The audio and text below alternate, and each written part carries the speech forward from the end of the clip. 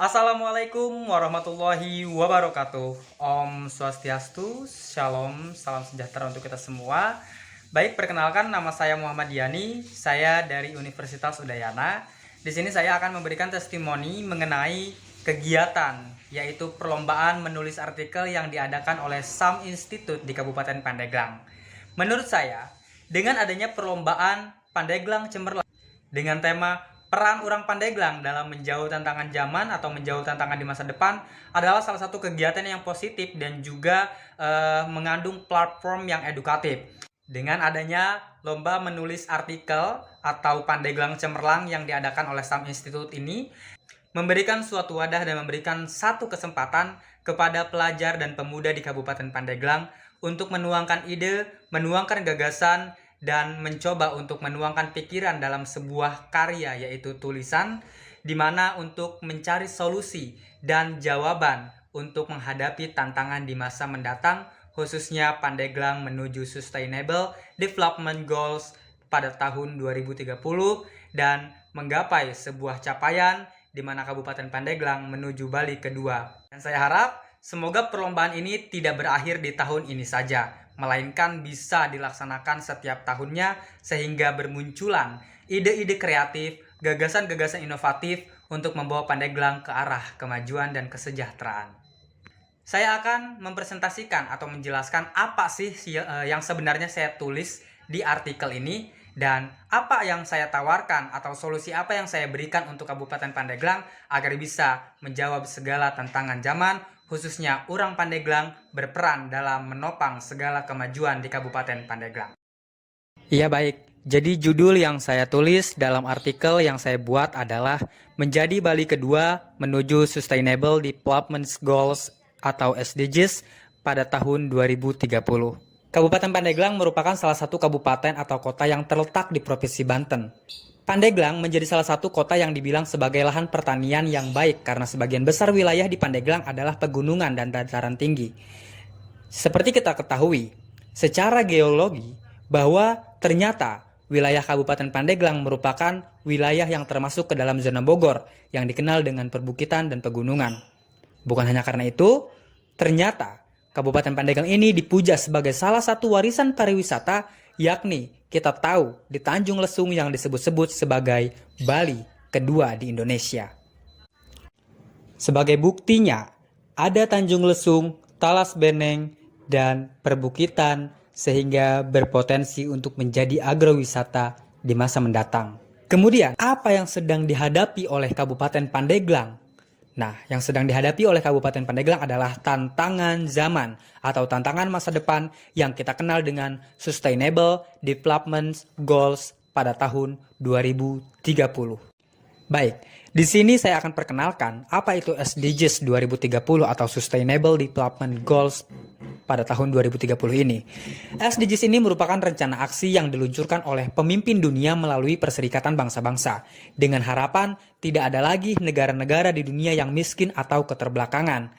Di sini terdapat 17 poin utama tujuan dari SDGs ini. Yang pertama, tanpa kemiskinan, tanpa kelaparan, kehidupan sehat dan sejahtera, pendidikan berkualitas, kesetaraan gender, air bersih dan sanitasi layak, energi bersih dan terjangkau, pekerjaan layak dan pertumbuhan ekonomi, industri inovasi dan infrastruktur, berkurangnya kesenjangan, kota dan pemukiman yang berkelanjutan, konsumsi dan produksi yang bertanggung jawab, penanganan perubahan iklim, ekosistem lautan, ekosistem daratan, perdamaian, keadilan dan kelembagaan yang tangguh, yang terakhir, kemitraan untuk mencapai tujuan.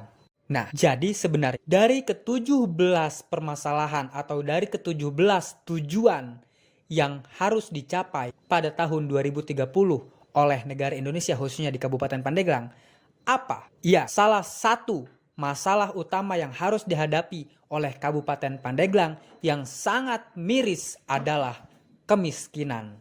Ketika kita melihat data dari Pandeglang kabps.co.id bahwa rata-rata penduduk miskin kurang lebih 53.599 jiwa. Ini berarti angka kemiskinan di Kabupaten Pandeglang melambung jauh di atas rata-rata angka kemiskinan nasional atau bisa dikatakan sekitar 4 kali lipat. Lalu, apa yang akan terjadi jika masalah kemiskinan tidak terselesaikan?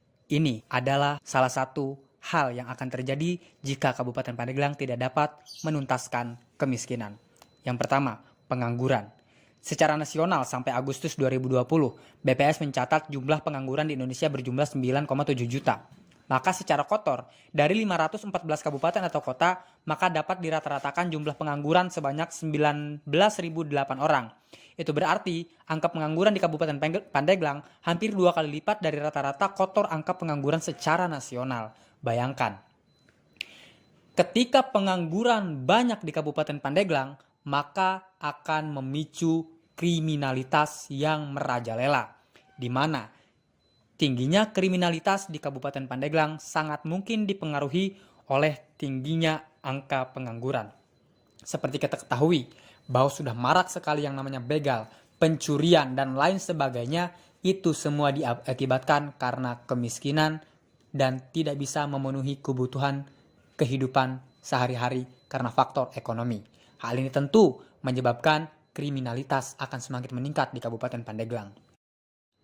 Lalu, apa yang saya tawarkan dari karya tulis ini untuk Kabupaten Pandeglang sebagai orang Pandeglang yang berperan untuk melawan tantangan zaman, yaitu adalah agrowisata sebagai solusi di Kabupaten Pandeglang.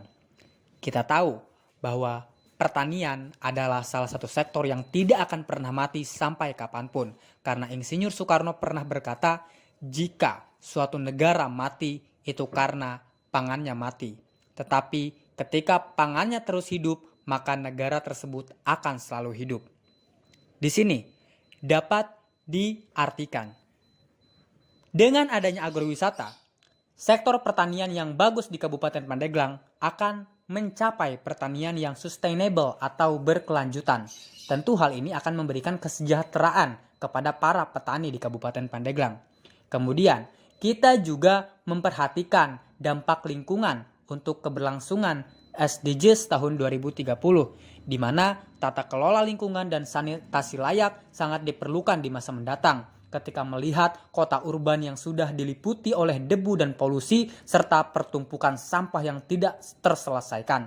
Hal ini menjadi salah satu solusi untuk Kabupaten Pandeglang akan aman, damai, dan selalu terjaga dari tantangan masa depan yang akan menghampiri. Dengan adanya agrowisata, tentunya perekonomian di Kabupaten Pandeglang akan terus bergerak dan bahkan menyerap tenaga kerja baru dan pengangguran akan dikurangi atau teratasi.